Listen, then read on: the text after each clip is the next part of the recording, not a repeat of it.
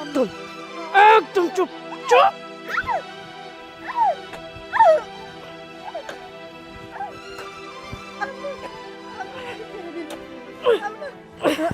আমাকে ছেড়ে দিন আম্মা, আমি এমন কিছু করিনি আম্মা।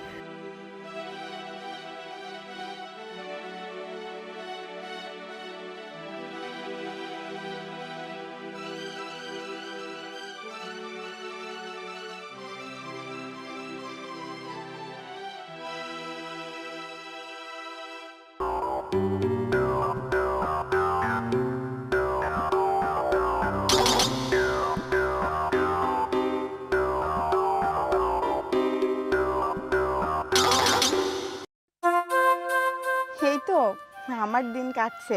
তোরা কেমন আছিস? কতদিন হয়ে গেল তোদের সাথে দেখা সাক্ষাৎ হয় না। না রে, আমার বাবার বাড়ি যাইতে ভালো লাগে না। মা কার সাথে কথা কও? আচ্ছা মিতু, তোকে আমি পরে ফোন দিচ্ছি। আম্মা, ওই যে আমার স্কুলের এক বান্ধবী ছিল মিতু, ওর সাথে কথা বললাম। একবার তো মনে হয় আমার বাড়িতে আইছিলি ও। হ্যাঁ। মেয়েটা খুব ভালো। আমি যে এই কারণে তোমার খুঁজতেছি। কথা হচ্ছে কি, যে গরম পড়তেছে, আরও শুনলাম হাঁটতে না বেরোয় বেশি গরম পড়বে। হচ্ছে কি বৌমা, আমার কাপড় চোপড় মনে করে এই টাঙ্গাইল তার পরতে মন চাচ্ছে না। এত গরমে একটু নরম কাপড় চোপড় পরার দরকার। চলো না যাই, দুটি সুতি কাপড় কিনে নিয়ে আসি। না আম্মা, আমি আর এখন কোথাও যাব না। এই তো কিছু কইলেই না আম্মা, আমি আর কোথাও যাব না। চলো, তোমার জন্যও আনবো না, আমার জন্যও আনবো না। আর তোমার সাইড ব্যাগটার কাদাটা দেখলাম একটু ছিঁড়ে গেছে, তোমার একটা সাইড ব্যাগও কিনা হবে না। চলো যাই। আম্মা, সবই তো বুঝলাম, কিন্তু আমি যদি এখন আপনার সাথে শপিং করতে বের হই, বাড়িতে যে এত কাজ পড়ে আছে, সে কাজগুলো কি করবে? রান্না বান্নাও তো করিনি, রান্না বান্না করতে হবে না? এই তো যখনই কব যে একটু মার্কেটে যাই, তখনই শুরু করো সংসারের কাজ। সংসারের কাজ কি ভাইসে যাচ্ছে নাকি? এখন না হয় 1 ঘন্টা পর হবি। চলো যাই, মার্কেট টার্কেট করি, পরে আসার সময় শহরের থেকে আমরা কিছু খাই দাই আসবো না, তাহলে আর রাধা বাড়া লাগবে না। নে আমিও তো মেলা দিন মালাই খাইনি, তুমি তো জানো মালাই খাওয়ার জন্য আমার সবসময় জিবি চুপ চুপ চুপ চুপ করে। চলো না বৌমা, না করে না তো। না না মা, আপনি তো জানেন আমার বাহিরের খাওয়ার পেটে সহ্য হয় না, আমার বাহিরের খাওয়াটাও পছন্দ হয় না। তার চেয়ে বড় একটা কাজ করেন, আপনি যান, আমি সংসার সামলাই, এতে সব থেকে ভালো হবে। আচ্ছা ঠিক আছে, এই যে আবার ফাঁকি দিলে, সেদিনও ফাঁকি দিছিলে, তাহলে আমি যাই। হ্যাঁ, তাহলে তুমি সংসারের কাজগুলি সারো, আর তোমার জন্য কী কী আনা লাগবে আমাকে একটু কয়ে দাও, আমি নিয়ে আসবো না। আম্মা, আমার তেমন কিছু লাগবে না। এরপরেও যদি আমাকে আপনার কিছু কিনে দিতে ইচ্ছা করে, তাহলে আপনি তো যাচ্ছেনই, আপনার যা ভালো মনে হয় আপনি আমার জন্য নিয়ে আসেন। ঠিক তো? হ্যাঁ। আনার পরে এবার কবে না, না তো এটা আমার লাগবে না, না ফেরত দিয়ে আসেন। আমি কি কখনো আপনাকে এ কথা বলেছি আম্মা? আচ্ছা ঠিক আছে। ঠিক আছে, আপনি যান, আমি বাড়িতে গিয়ে রান্না বান্নার ব্যবস্থা করি। আচ্ছা ঠিক আছে, যাও। কপাল গুনে এরকম একটা বৌমা পাওয়া যায়, যেমন রূপে লক্ষ্মী, গুণে সরস্বতী।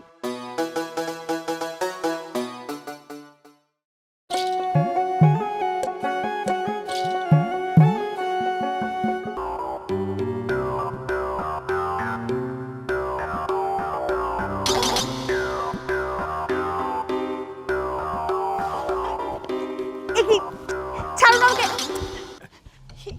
এ কি চাচা, আপনি এভাবে এসে আমাকে জড়িয়ে ধরছেন কেন? চাচা বললে কেন তুমি? আমি চাচা কোন দিক দিয়ে হই তোমার? হ্যাঁ, বয়স একটু বেশি হয়েছে, এই তো তুমি আমাকে দাদুভাই বলো, তাহলে একটা মিল খায়। দেখুন চাচা, আমি এই বাড়িতে বিয়ে হয়ে আসার পরে শুনেছি আপনি চাচা শ্বশুর হন, তাহলে আপনাকে কিভাবে আমি দাদু বলবো? আর আমি একটা বিষয় বুঝতেছি না, আপনি কেন আমাকে পিছন থেকে সেভাবে জড়িয়ে ধরলেন? আপনার মতলব কি? আমার মতলব তেমন কিছু না, তোমাকে খুব ভালো লাগে। আচ্ছা এক কাজ করো না, চলো আমরা বিয়ে করে ফেলি। ছি, এসব আপনি কি বলছেন? আপনাকে কেন আমি বিয়ে করব? আমি একজন বিবাহিত মেয়ে, আমার স্বামী আছে, আমার সংসার আছে, তাহলে আমি কেন আপনাকে বিয়ে করতে যাব? কই তোমার স্বামী? হ্যাঁ, তোমার স্বামী তো দেখি না। ওই প্রবাসে থাকা ওইটাকে কি স্বামী বলে? আর ওখানে কি পেয়েছো? এই দেখো, তোমার গলায় একটা নেকলেস নাই, নাকটা খালি, হ্যাঁ, কানে একটা ভালো বড় দুল নাই, হাতে চুড়ি নাই। এই কি ওই স্বামীর যে কোনো কাম আছে? তুমি আমাকে বিয়ে করো, আমার অনেক সয় সম্পত্তি, তোমাকে আমি সোনা দানা টাকা পয়সা দিয়ে ভরিয়ে রাখবো। তুমি চিন্তাও করতে পারবে না যে তোমাকে আমি এত কিছু দিয়ে ভরিয়ে রাখবো। চুপ করুন, আপনি যা বলছেন ওই পর্যন্তই থাকেন। এর বেশি যদি বলার চেষ্টা করেন না, তাহলে আমি আপনার এইসব কথাবার্তা আমি আমার শাশুড়িকে বলে দিতে বাধ্য হব। শাশুড়িকে বলবে? তোমার শাশুড়ি একজন মেয়ে মানুষ, তোমার শাশুড়িকে বলে কি করবা? হ্যাঁ, এলাকায় আমার প্রভাব জানো? আমি খালি খালি অর্থ সম্পদশালী হইনি, আমার এলাকায় প্রভাব আছে বিধায়ী মানুষ আমাকে অনেক অনেক সম্মান করে। আর তুমি আমার স্ত্রী হলে তোমাকেও তো সম্মান করবে, বুঝো না কেন? এই শুনুন, আপনি আমাকে আর 5টা মেয়ের সঙ্গে তুলনা করবেন না। আমি অত লোভী না যে আপনার অর্থ করি দেখে আপনাকে আমি বিয়ে করব। আমার স্বামী সংসার যা আছে আমি তাই নিয়ে অনেক ভালো আছি। খবরদার বলছি, আমার পিছু পিছু আর আসবেন না। আবার যদি আমার পিছু পিছু ঘোরেন না, তাহলে কিন্তু আপনার খবর খারাপ হয়ে যাবে। দেখো, আমি জানি এরকমভাবে কাজ হবে না, কিন্তু কি করব বলো? তোমাকে ছাড়া আমি বাঁচবো না। দেখো, ছাড়ুন, দেখো, ছাড়ুন বলছি। এক পা কবরে চলে গেছে, আর মেয়ের বয়সী মেয়েকে এসে কুপ্রস্তাব দেওয়া। শুনুন, আপনাকে আমি ভালোভাবে সতর্ক করে দিয়ে যাচ্ছি, যে ভুলটা আজকে করলেন না, এই ভুলটা যদি আবার পরবর্তীবার করতে আসেন, তাহলে এলাকার মানুষকে সবাইকে বলে দেব যে আপনার চরিত্র কেমন। কথাটা আপনি মনে রাখবেন। এই যে চটটা মারলি, নিজের কত বড় একটা ক্ষতি করলি তুই চিন্তা করেছিস? হ্যাঁ, তোর অবস্থা আমি এমন করে দেব, তোর মান ইজ্জত আমি একবারে ফাতা ফাতা করে দেব, একবারে ফাতা ফাতা। তুই ঝাড় দিয়েও সেই ইজ্জত আর গুছাতে পারবি না, কথাটা বলে গেলাম।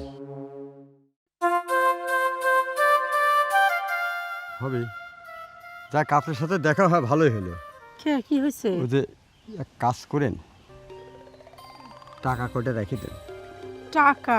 এই নেন। কিসের টাকা দিচ্ছেন এইসব? কে? ওই যে আখির। আখির? হয়, রাত্রির ঘরে আসবো তো। কিসের রাত্রে ঘরে আসবেন? কিসের টাকা? কিছুই তো বুঝতেছি না। খোলাসা করে কতক্ষণ তো। আখির ব্যবসার টাকা। আখির ব্যবসা? আমার বাবা কিসের ব্যবসা করে? কি আপনি জানেন না? এই মেলা আগে, ওর বিয়ের আগের থেকেই তো আমি ওর সাথে মেলামেশা করি, কত মেলামেশা করেছি। এখন শ্বশুর বাড়ি আসে তো কয় যে কি, যে একটু সাবধানে টাবধানে আসেন, কারণ পাড়ার লোকজন যাতে না দেখে। তা আজকে ওর সাথে কথা হয়েছে, তো ঘরে যাব, তো মনে করলাম যে টাকাটা তাহলে আগে দিয়ে যাই। কি কনে সব? একদম মাঝে মাঝে কথা কবেন না আমার বৌমার নামে। শোনেন, আপনার মতো লোক না কিরকম আমার খুব ভালো করে জানা আছে। আমার এত ভালো বৌমা আজেবাজে কথা কয়ে কান ভারী করতে চাচ্ছে না আমার, তাই না? আমি মনে হয় কিছু বুঝি না। একদম বেশি বাজে কথা কবেন, তাহলে কিন্তু দেখবেন আপনার নামে সালিশ ডাকবো। ও, তাহলে এই যে আপনার বাড়ি টুক করে রাত্রি আসতাম, কোনো সময় দিনে আসতাম, টুক করে বাড়া চলে যেতাম, আপনি কি তাহলে কিছুই জানেন না? তাহলে তো আপনি কিছুই কয় নাই ও। আচ্ছা, না করলে আমি মনে হয় ভুল করে ফেলাইছি। আপনি জানেন না, কিন্তু আমি আপনার কাছে কয়ে ফেলাইছি। মেয়েটা কিছু করেন না, দেখেন আমরা মেলা আগের থেকেই আমার সাথে পরিচিত। আচ্ছা, দরকার নাই, আমি না আপনার বাড়িতে আসবো না, আগে যেরকম ঝোরদাতায় যাইতাম এখনও না ঝোরদাতায় যাব, একটু কষ্ট হবে নিয়ে আর কি না হয়, তাই কিছু করেন না। কি তার মানে আখি বিয়ের আগের দিন সত্যি সত্যি এই ধরনের কাজ কারবার করে? ওর বিভিন্ন মানুষের সাথে অবৈধ সম্পর্ক, বিয়ের পরেও আপনি আমার বাড়িতে আইছেন? তার মানে আমার অগোচরে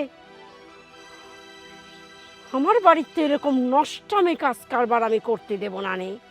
আমি বেঁচে থাকতে ওর কোনো রক্ষা নেই। ওকে আমি এমন সাইজটা করব যেন আজ জীবনকার মতো ওর খায়েশ মিটে যায়। যাক গে, এখন বাড়ির সমস্যা থাকলে আমার এত চলা লাগবে। চুপ! আর একটা নোংরা কথা শুনতে চাচ্ছি না। তুইও যেরকম নোংরা, আমার বেটার বউ সেরকম। ধর তোর টাকা নিয়ে যায়, ওক যেরকম ঝড়জাতাই নিয়ে যাস, ওই ঝড়জাতাই নিয়ে যাই টাকাগুলো দিস। আর আমি দেখতেছি ওর ব্যবস্থা কি করা যায়।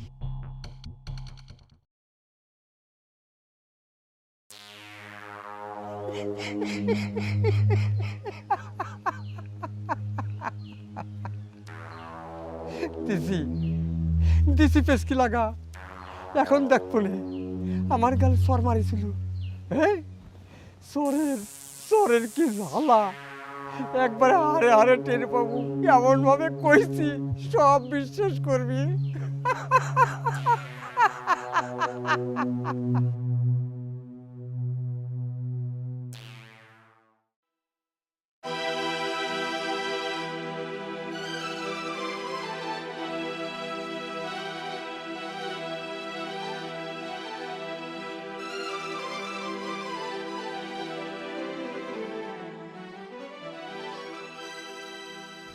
আজকে আমি রেজার কাছ থেকে যা শুনলাম, এটা শোনার পরে ও বাঁচাই রাখার কোনো মানে হয় না।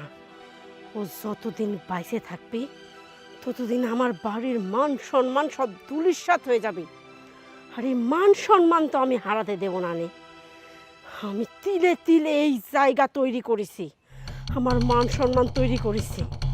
আমার ছেলের জীবনটা নষ্ট হয়ে যাবে ওর কারণে, আমি তো সেটা হইতে দেব না। তোকে আজকে আমি এই কবর কাটতেছি, এই কবরে তোকে আমি জিন্দা কবর দেব, যেন তুই দিকে দিকে ধুকে ধুকে এই জায়গায় শুয়ে মরিস।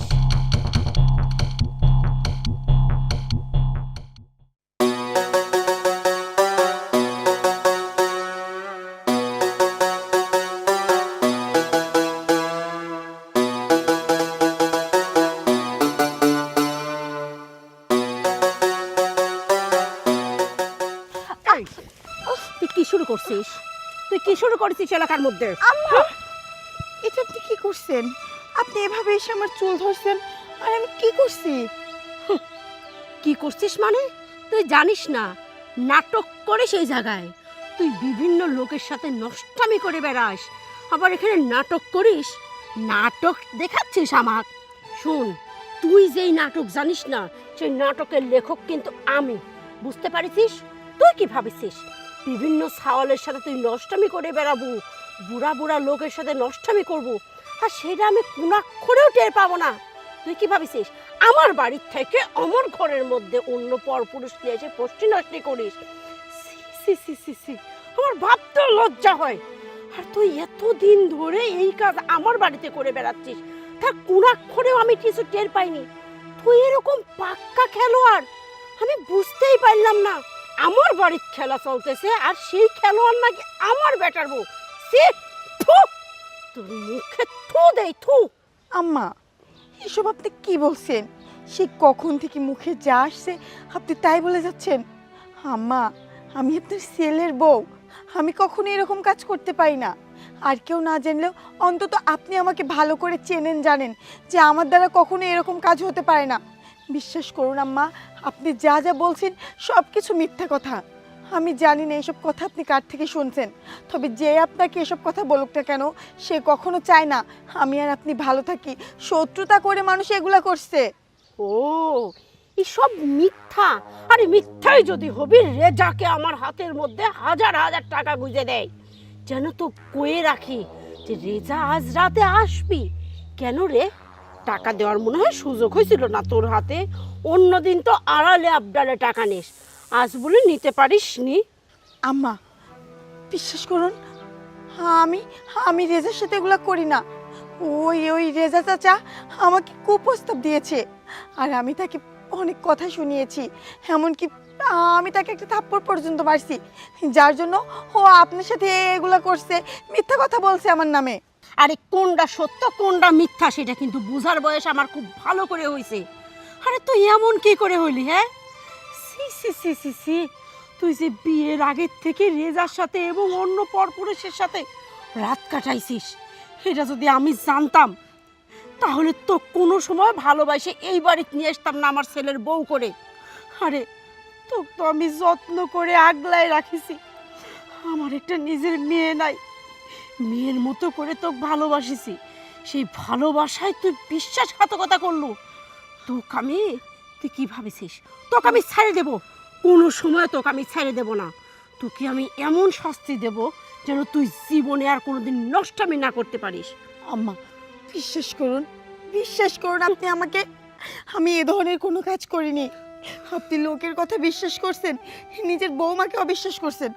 আম্মা আপনি তো ভালো করেই জানেন আমি কোন ধরনের মেয়ে। আমি যদি খারাপই হতাম তাহলে এতদিন আপনি কিছু না কিছু বুঝতে পারতেন। হুট করে কোনো কিছু শুনে একদম চুপ, একদম চুপ, মুখ বন্ধ রাখ। তোর এই কথা যদি পাড়া প্রতিবেশীরা জানতে পারে তাহলে আমার মান সম্মান সব শেষ হয়ে যাবে। আমার ছেলেটা যদি জানতে পারে, আমার ছেলেটা হার্ট অ্যাটাক করে মরে যাবে। আর তোকে আমি তো এই কথা ছাড়াতে দেব না। আজ রেজা এসে আমার হাতে টাকা দিছে, অন্যদিন যদি বাইরের কারো হাতে টাকা দিয়ে যায়, একটু দিয়ে দিস তো আখিক, আর বলিস রাতে রেডি হয়ে থাকতে। তাহলে আমারে তো লোকে এক ঘরে করে দিবি, আর আমি সেই এক ঘরে কোনো সময়ও হব না। আজ তুই যেই কাজটা করলো না, সেই কাজের ফল তোকে আমি এক্ষুনি দেব। আমি তো এমন ব্যবস্থা করব যেন তুই কোনো দিন আর কোনো পরপুরুষের সাথে নষ্টামো না করতে পারিস। চল চল চল।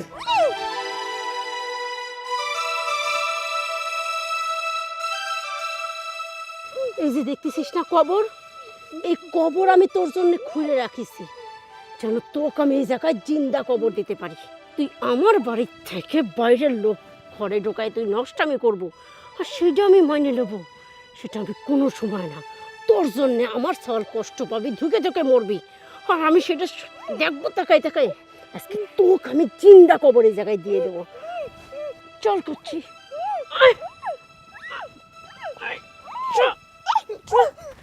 একদম একদম চুপ চুপ।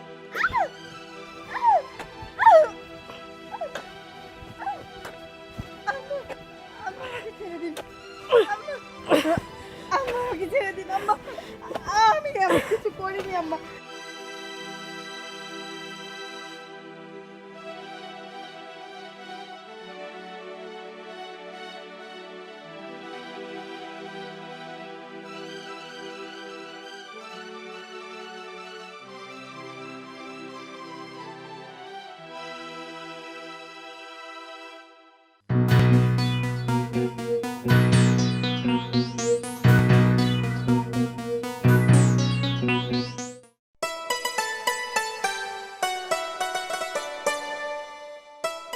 মা, মা, আখি, আখি, কি ব্যাপার মা, কেমন আছো? আলহামদুলিল্লাহ ভালো আছি। তুই ভালো আছিস বাজান? হ্যাঁ মা, আমি অনেক ভালো আছি। ও, হঠাৎ করে চলে আসলো। মা, আমি তো অনেক দিন যাবত প্রবাসে আছি, তোমাদের দেখতে খুব ইচ্ছা করলো, তাই কাউকে কিছু না বলে হঠাৎ করে চলে আসলাম, যাতে আমাকে দেখে তোমরা সবাই চমকে ওঠো। ও ও মা, তুমি আসলা, আখিকে ডাকো। আখি কোথায়? বুঝছি, আখি আমাকে সারপ্রাইজ দেওয়ার জন্য ও বাড়ির ভিতরে রয়েছে, তাই না? দাঁড়াও, তোমাকে ডাকতে হবে না, আমি নিজেই ডাকতেছি। আখি, আখি। বাজান, আখিক ডাকিস নি। আখিক ডাকে কোনো লাভ নেই। আখিক ডাকবো না? আখিক ডেকে কোনো লাভ নেই? আমি তোমার কথা বুঝতে পারলাম না মা। কে, আখির কি হয়েছে? আখির কিছুই হয়নি। এইবার যেই কথা শুনবো, সেই কথা শুনলে তোর কিছু একটা হয়ে যাবে। তুমি কি বলছো? আখির কি এমন হয়েছে যা শুনলে আমার কিছু একটা হয়ে যাবে? মা, আমার না ভালো লাগতেছে না, আমাকে সব খুলে বলো না। বাজান রে, তুই প্রবাসে ছিল, তোকে আমি কিছু কইনি যে তুই ওই জায়গায় টেনশনে তোর শরীরটা অসুস্থ হয়ে যাবে। সেই জন্য আমি চুপ ছিলাম। ভাবলাম তোকে একটা ফোন দেব বাড়িতে আসার জন্য, তুই দেশে আসবো, তারপর তো কব। কিন্তু তুই যে এরকম হঠাৎ করে চলে আসবো আমি বুঝতে পারিনি। বাজান, আখি না, আখি একটা সাওয়ালের সাথে ভাগি গেছে। না মা, এটা আমি বিশ্বাস করি না। আখি আমাকে ছেড়ে এ বাড়ি ছেড়ে চলে যাইতে পারে না। কারণ আখি আমাকে অনেক ভালোবাসে, আমাকে অনেক বিশ্বাস করে। আমিও আখিকে অনেক ভালোবাসি, বিশ্বাস করি। আখি আমাকে ছেড়ে যাইতে পারে না মা। মা, তুমি মিথ্যা কথা বলতেছো। শুধু তাই না রে বাজান, তুই শুনলে অবাক হব। তোর বউ একটা মুরব্বী লোকের সাথে ভাগি গেছে, তাও তোর পাঠানো স্বর্ণ অলংকার টাকা পয়সা সব কিছু নিয়ে চলে গেছে। লজ্জা শরমের কথা কি আর কব। এই কথা আমারে মধ্যেই রাখেছি। লোকজন সুদ করলে কই আখি বাপের বাড়ি গেছে, অমুক জায়গায় গেছে, তমুক জায়গায় গেছে। এই কথা কি কওয়া যায়? কইলে তো মানুষজন আমারে খারাপ করবে, এক ঘরে করে দিবি। আমি বুকে পাথর চাপা দিয়ে কথাটা লুকায় রেখে দিছি বাজার। আমি কাউক জানতে দেইনি। এখন আমি তো তোর মা হয়ে কি করে তোর মান সম্মানটা আমি শেষ করে দিই? মা, এটা তুমি কি বলছো? আখি একটা বয়স্ক মানুষের সঙ্গে চলে গেছে? না, এটা আমি বিশ্বাস করি না। আখি কেন একটা বয়স্ক মানুষের সঙ্গে চলে যাবে? আখির তো কোনো চাহিদা আমি অপূর্ণ রাখিনি। ও যখন যেটা চাইছে আমি ওকে সেটাই দিছি। ও আমাকে যেভাবে চলতে বলছে আমি সেটাই করছি। কিন্তু আখি আমাকে ছেড়ে কেন যাবে? মা, আমি এটা বিশ্বাস করি না। মা, আখি যদি সত্যি আমাকে ছেড়ে চলে যায় তাহলে আমার কি হবে? আমি কাকে নিয়ে সংসার করবো? মা, বাজান রে, কাঁদিস নি। আমি তো মনে করি তোর ভাগ্য অনেক ভালো যে এরকম একটা মেয়ের সাথে তোর সংসার করতে হইল না। বাজান, সেই দূর প্রবাসতে নাই যাও, যাও বাড়ির ভিতর যাও। মা, আমি বাড়ির ভিতরে কেমনে ঢুকবো? বাড়ির মধ্যে গেলেই আখির স্মৃতিগুলো ভেসে উঠবে। আখির কথা আমার বারবার মনে হবে। মা, বাজান, বুকে পাথর চাপা দাও, দিয়ে সারি বাড়ি যাও। যাও, চলো।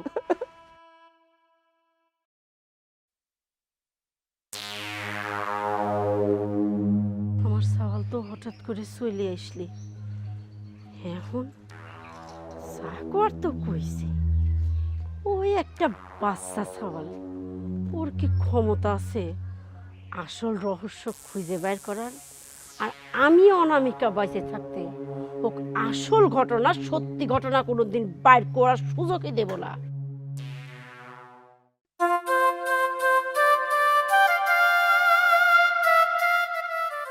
আরে সোহেল, কেমন আছিস? হ্যাঁ ভালো আছি। তুই দেশে কবে আসলে? আসলাম এই তো 2 দিন তো হয়ে গেল। বলিস কি? তারপরে ভাবি কেমন আছে? ভাই, ওর কথা আর জিজ্ঞাসা করিস না। কেন? কেন কেনর তো কোনো উত্তর হয় না। ঘরের কথা পরের কাছে কয়ে নিজের মান সম্মান আর নষ্ট করতে ইচ্ছা করে না। এগুলো বাদ দে তো। এগুলা বাদ দেব মানে বুঝলাম না কি হয়েছে, আমাকে একটু খুলে কবি। আমার মনে হচ্ছে এখানে কোনো একটা কিছু তো হয়েছেই। ভাই, দুঃখের কথা আর কি কব। তুই তো জানিস আমি প্রবাসে থাকি অনেক দিন ধরে। একটা মেয়েকে এত ভালোবেসে এত যত্ন করে এ বাড়িতে বউ করে আনলাম। সেই মেয়েটাকে রেখে আমি দূর প্রবাসে পাড়ি জমালাম। বিদেশ থেকে ফোন করে তার সঙ্গে অনেক ভালো কথা বললাম, সেও আমার সঙ্গে ভালো ব্যবহার করতো। তার সমস্ত চাহিদা আমি পূরণ করার চেষ্টা করেছি, কিন্তু বাড়িতে এসে শুনতে পারলাম সে নাকি অন্য একটা মানুষের হাত ধরে আমার বাড়ি ছেড়ে চলে গেছে। প্রথমে ভাবছিলাম হয়তো পরকীয়া করছে বা বিয়ের আগেই ওই ছেলের সঙ্গে তার সম্পর্ক ছিল। পরে জানতে পারলাম সে নাকি একটা বৃদ্ধ মানুষ, একটা বয়স্ক মানুষের হাত ধরে চলে গেল। আমার মনের মধ্যে হাজারো প্রশ্ন, কেন আমার বউটা এমন করলো? আমি তার সমস্ত চাহিদা পূরণ করলাম, অথচ সে একটা বৃদ্ধ মানুষের হাত ধরে চলে গেল। এই জন্য প্রবাস থেকে আসার পরে বাড়ি থেকেও তেমন বের হই না। আজকে হঠাৎ করে বের হলাম আর তোর সঙ্গে দেখা হয়ে গেল।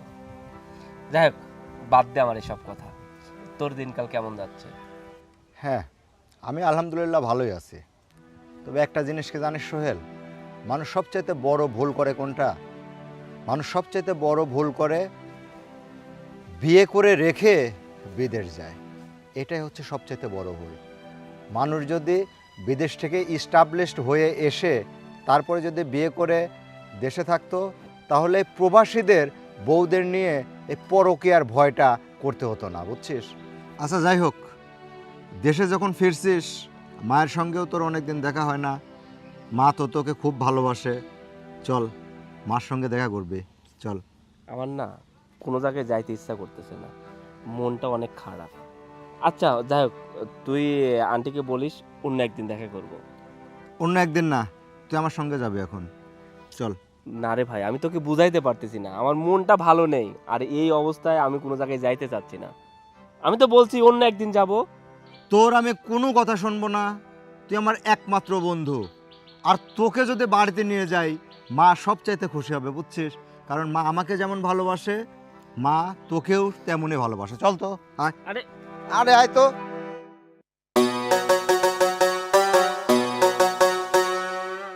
মা দাঁড়াও। কি রে বেটা? কোথায় যাচ্ছ? এ তো চাষির বাড়ি যাচ্ছে। আচ্ছা মা, সত্যিই কি আঁকি অন্য একটা ছেলের হাত ধরে চলে গেছে? হ, তাই তো গেছে। ও, ছেলে বলতেছি কেন, একটা বয়স্ক মানুষের হাত ধরে চলে গেছে, তাই না? দেখতো যন্ত্রণা। আমি কি মিথ্যে কথা কই খোয়া বাজার?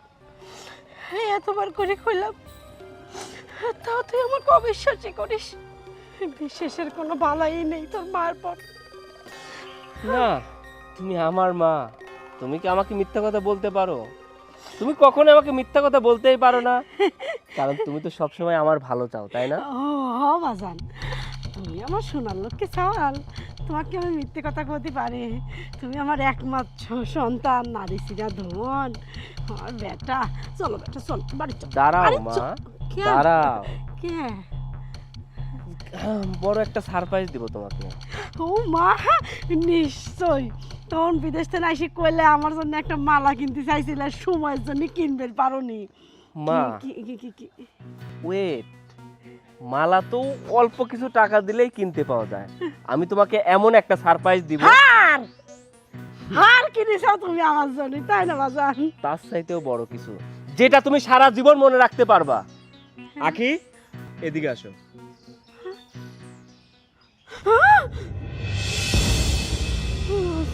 মা, তুমি আখিকে দেখে ভয় পাচ্ছ কেন? ও না, কিসের জন্য ভয় পাবো? দেখতো যন্ত্রণা। এই তুই কেমবা রে? সি সি সি সি সি সি, এইরকম বুড়ি মানুষের সাথে তুই কেমবা করে ভাগে গেলু? তোর আসলে চলা কলা আছে শোনা। তুই আমার সাহলের এত টাকা পয়সা গয়নাগাটি লি চলে গেলু। ও উনি বুঝি রস খাওয়া শেষ, বুড়ির বুঝি কোনো ধন সম্পত্তি নেই, এই জন্য আমার ছাওয়ালের গলায় আবার ঝুলি পড়বে। ও তা হবি না নে, আমি আমার ছাওয়ালেকে আবার বিয়ে দেবো। হ্যাঁ এ বাপ, তুইও ছোলা গলায় ভুলিস কি বাপ? ও ডাইনি, ও রাক্ষসী লোভী। বাজার বাজার, তুমি ওর কথা কান দিও না বাজার, আমি মরে যাবো বাজার। মা, তুমি ভেঙে পড়ছো কেন? আমি তো তোমার কথাই শুনবো, তুমি যেটা বলবা সেটাই করব। কিন্তু আখি ফেরত এলো, কি জন্য এলো আখিকে জিজ্ঞাসা করি, তাই না? না, ও কে শোধ করবে? ও তো সব মিথ্যা কথা কবি। মা, আখি মিথ্যা কথা বলবি না তুমি মিথ্যা কথা বলতেছো? এখনো সময় আছে, সত্য করে বলো আখির সঙ্গে কি কি ঘটছিল। কিছু ঘটেছে? কি ঘটবে? ও যা ঘটালে তো ওই ঘটাইছে বাজার। আমি বুঝতে পারতেছি তোমাকে নিশ্চয়ই এমন ছলা কলা দিয়েছে, তুমি বড় বুঝতে চাও আমার। মা, আখি কোনো ছলাকলা করেনি, ছলাকলা করছো তুমি। তুমি কেমন করে পারলে আমার বউকে পানিতে ভাসাই দিতে? কিসের পানির ভাষা দিছি? ওকে আমি মাটির গাড়ি রেখেছিলাম। হ্যাঁ, তুমি তো ওকে জিন্দা কবর দিয়েছো। মুখ ফসকে সত্য কথাটা বের হয়ে আসছে, তাই না? কেন মা, তোমার মনের মধ্যে অনেক প্রশ্ন জাগতেছে না? তুমি একটা মানুষকে জিন্দা কবর দিলা, সেই জিন্দা কবর দেওয়ার পরেও সেই মানুষটা কেমন করে জীবিত রয়ে গেল? ও ও ও বাজান, আমি এই দুই হাত দিয়ে ওর কবর কাটিছি। কবর কাটে ওকে আমি টানতে টানতে নিয়ে যাই, জিন্দা কবর দিছি। কিন্তু বাজান, তুমি ও পাইলে কি করে, ও বাঁচলো কি করে? কথায় আছে না, রাখে আল্লাহ মারেকে। তুমি হাজারো চেষ্টা করলেও ওকে মারতে পারোনি। কিভাবে বাঁচলো সেটা তুমি জানতে চাও? ও তাহলে শোনো।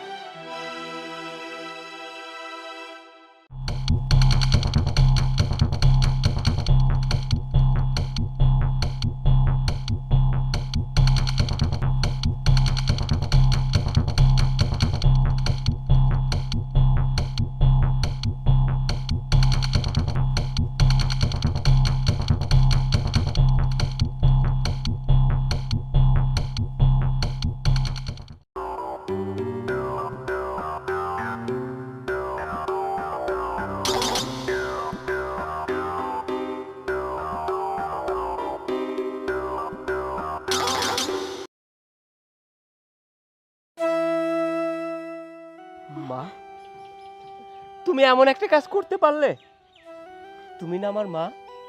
তুমি না তো সব সময় আমাকে বলছো তুমি আমার ভালো চাও, তুমি চাও তোমার সন্তান সুখে থাকুক, তোমার সন্তান ভালো থাকুক। আমি কিভাবে ভালো থাকবো, আমি কার কাছে ভালো থাকবো সেটা তুমি খুব ভালো করে জানো। তুমি খুব ভালো করেই জানো আখিকে আমি অনেক ভালোবাসি, অনেক পছন্দ করি। আর তুমি আমার ভালোবাসা মানুষটাকে জিন্দা কবর দিলা। আর তুমি মুখে বলতেছো তুমি আমার ভালো চাও, তুমি সব সময় আমার মঙ্গল কামনা করো। এ কেমন ভালোবাসা মা? শোন, আমি তোকে যেমন ভালোবাসি তেমন বৌমাকে ভালোবাসতাম। শুধুমাত্র ওর কারণেই ওকে আমি জিন্দা কবর দিছি। ওকে একবারও প্রশ্ন করেছিস যে ও কিসের জন্য আমি জিন্দা কবর দিছি? মা, আমি সব কিছু জানি। তুই কি জানিস? তুই কিচ্ছু জানিস না। তুই কি জানিস?